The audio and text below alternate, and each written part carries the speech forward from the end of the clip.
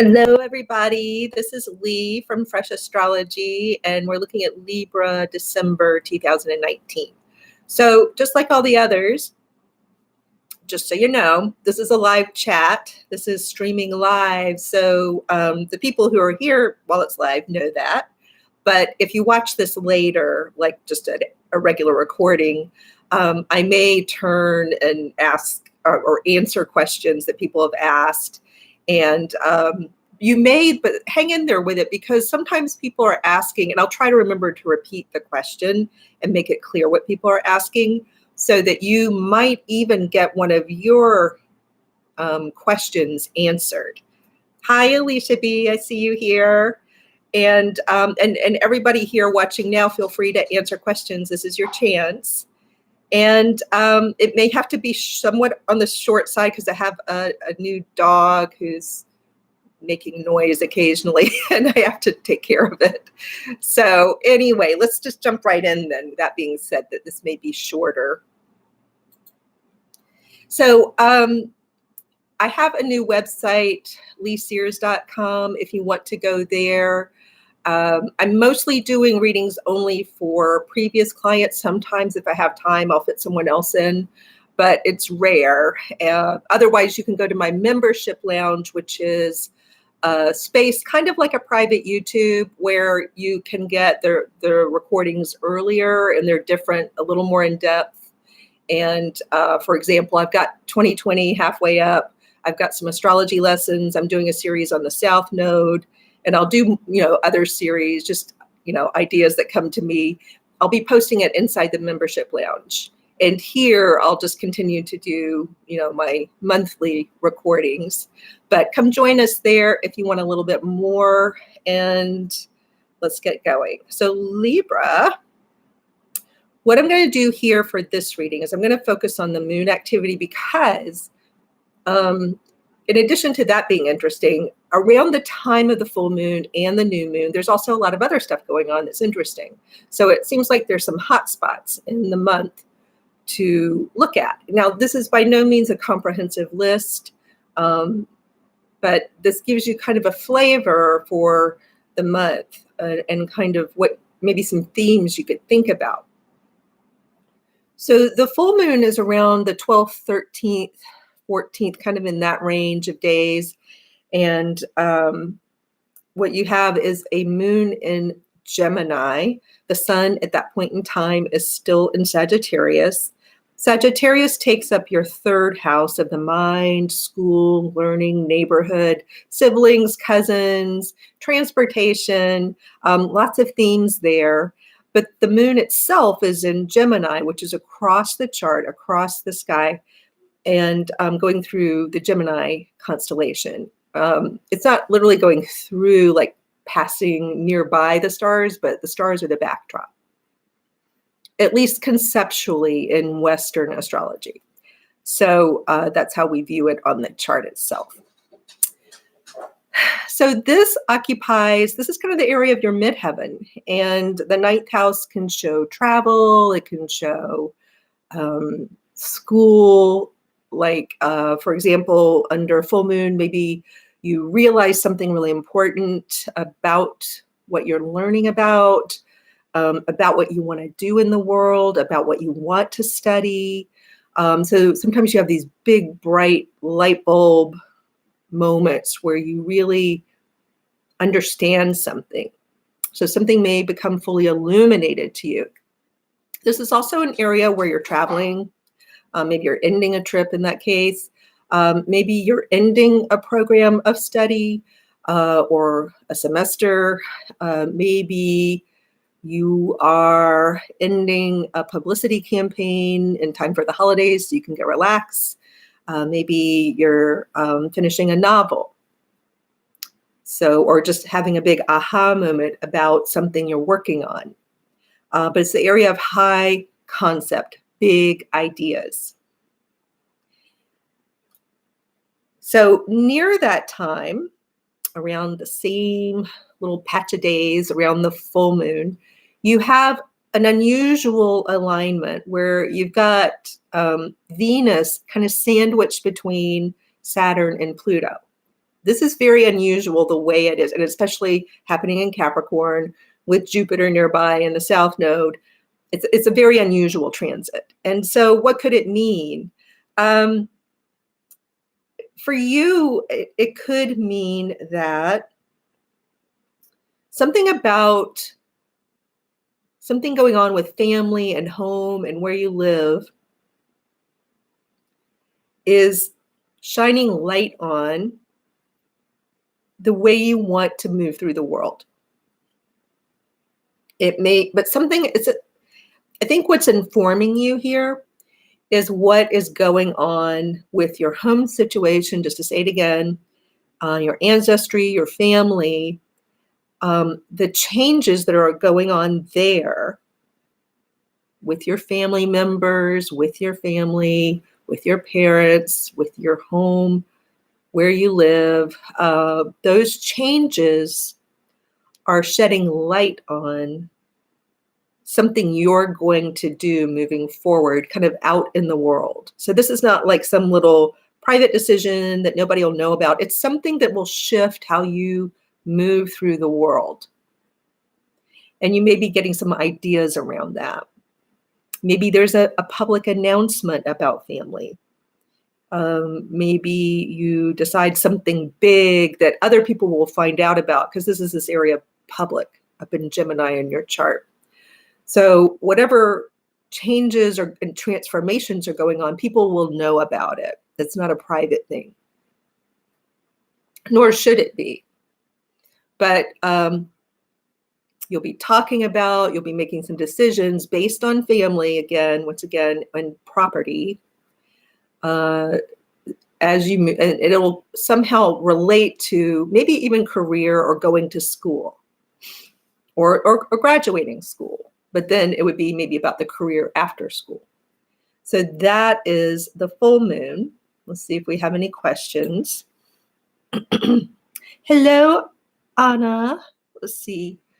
I have Libra ascendant on 9th degree. My ex-husband is dying.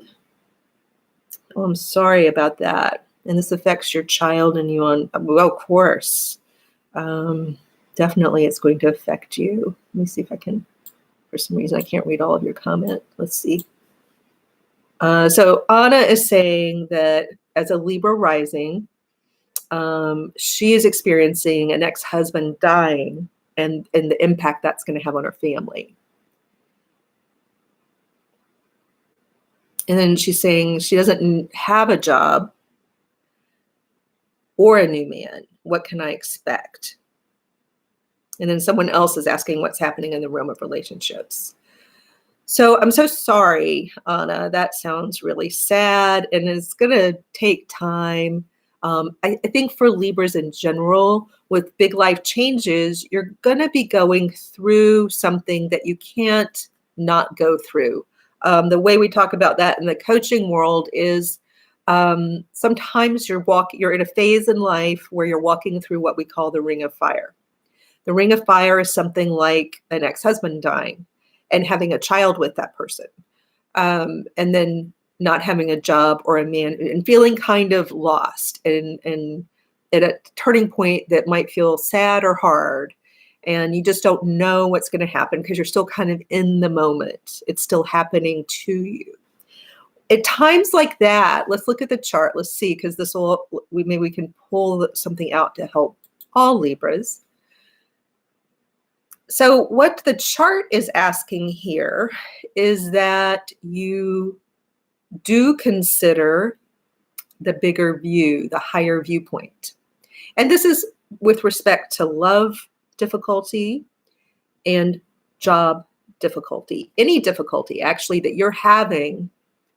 What's happening here in December to remember is that you're being asked to see things from a higher point of view, to have your mind illuminated more at the eagle eye level, or even like a rocket ship level, so that you look at things in a new way and creatively.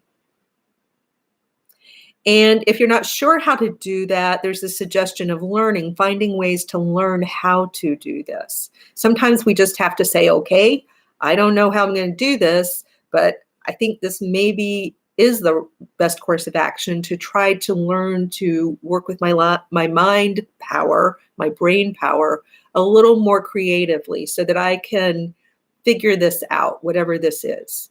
It's also saying it's okay to to ask for help from a larger source, a more powerful source. It could be something like God. It could be the universe. It could be asking for help from an institution or a church body or some other larger kind of a charitable organization even. We'd have to look at your situation individually to actually understand what that could be. Maybe it's governmental, but it's okay to ask for help. And that's something to remember too, that maybe there's help in places, unexpected places, and it's okay. But you may have to raise up to that kind of eagle-eye view to even see that.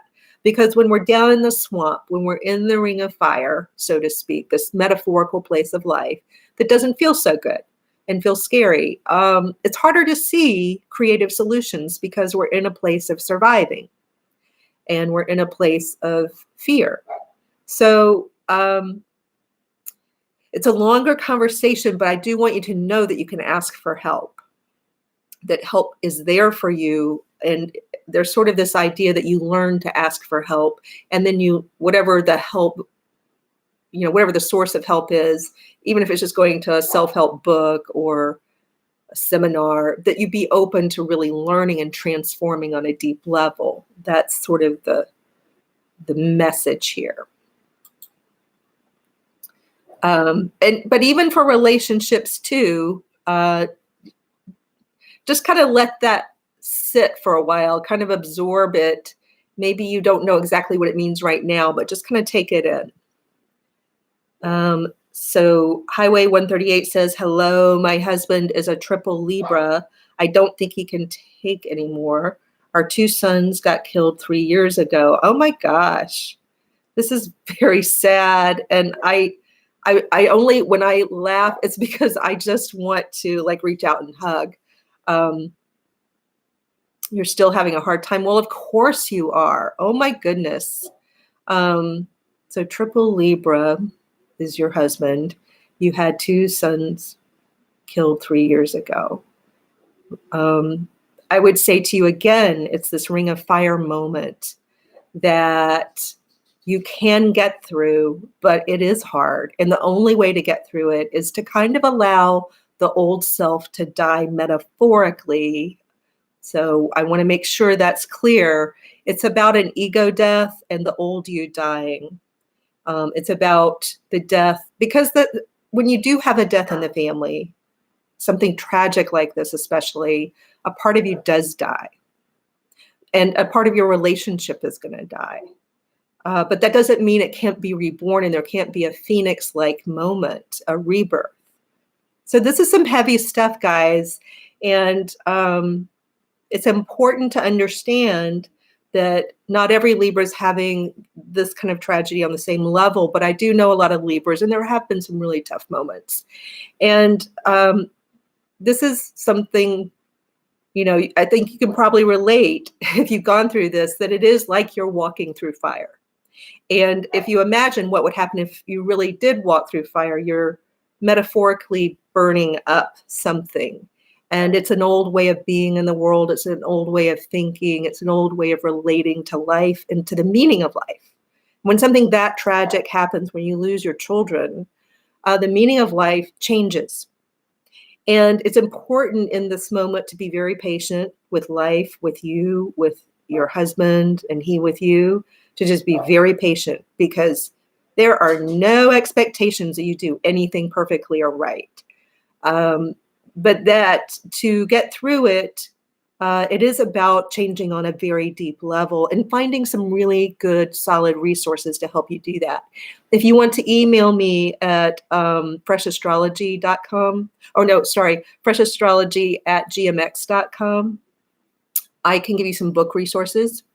But for all Libras, whether you've had this nature of tragedy or not, this kind of deep transformation on a deep, deep psychological level, the whole way you look at the world and the universe is spinning on its axis.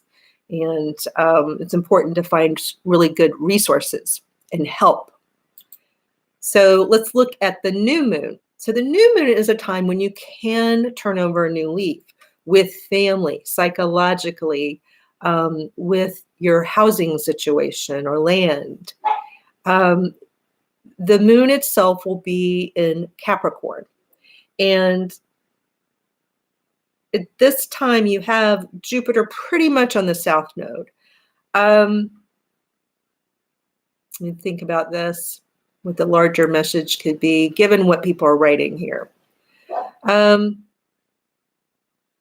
It's this opportunity to understand how you've kind of your worldview and construct up until now or up until recently.